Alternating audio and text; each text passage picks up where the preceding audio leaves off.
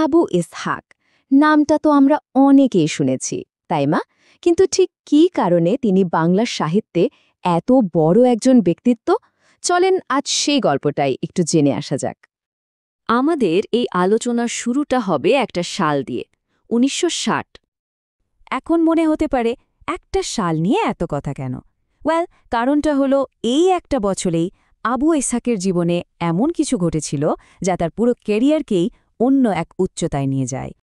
১৯৬০ সালটা ছিল তার জন্য এক কথায় একটা মাইলফলক, আর এই বছরে তিনি একটা নয়, দুটো বড় সাফল্য পেয়েছিলেন। ভাবা যায়, একই বছরে একদিকে তিনি করাচি ইউনিভার্সিটি থেকে বিএ পাশ করলেন, মানে প্রাতিষ্ঠানিক পড়াশোনার একটা বড় ধাপ পার হলেন, আর অন্যদিকে ঠিক সেই বছরেই তার হাতে এলো বাংলা একাডেমি পুরস্কারের মতো বিশাল এক সম্মাননা।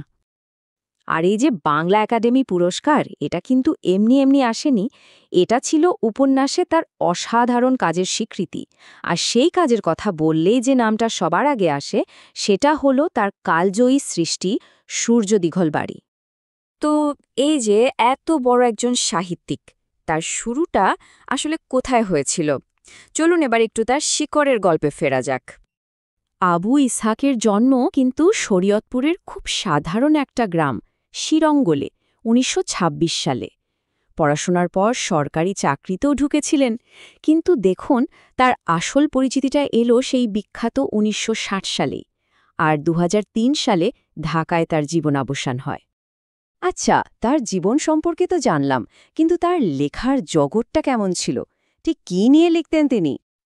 এক কথায় বলতে গেলে আবু ইসহাকের লেখার মূল কেন্দ্রবিন্দু ছিল গ্রাম বাংলা। কিন্তু তিনি শুধু গ্রামের সুন্দর ছবি আঁকেননি, বরং তার কলম দিয়ে তুলে এনেছেন গ্রামের সাধারণ মানুষের জীবনের কঠিন বাস্তবতা, তাদের সমস্যা, তাদের লড়াইয়ের গল্প।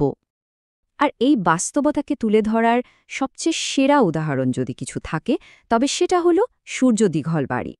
বলা হয় এই উপন্যাসটা যেন গ্রাম বাংলার জীবনের একটা জীবন্ত দলিল। অবশ্যই সূর্য দীঘলবাড়ি একমাত্র নয়, তার আরও অনেক দারুণ কাজ আছে, যেমন ধরুন হারেম, মহাপতঙ্গ কিংবা পদ্মার পলিদ্বীপের মতো লেখাগুলো।